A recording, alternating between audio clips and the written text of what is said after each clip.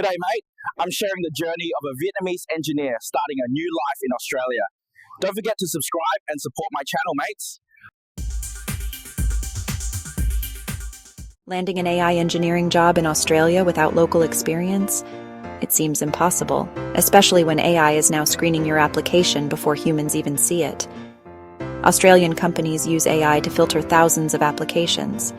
For Vietnamese engineers, this creates a double challenge: beating the machine and proving your worth without local experience. But what if we told you that AI could be your secret weapon, and the right education could be your bridge to success? First, become AI optimized. Use tools like ChatGPT to analyze job descriptions and pack your resume with keywords like MLOps, Python, and TensorFlow that Australian AI systems are hunting for. Highlight your MLOps expertise.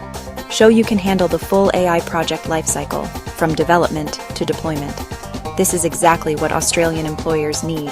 Transform your LinkedIn into a project portfolio.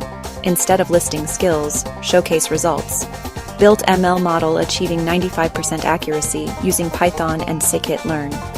Bridge the experience gap with Australian education.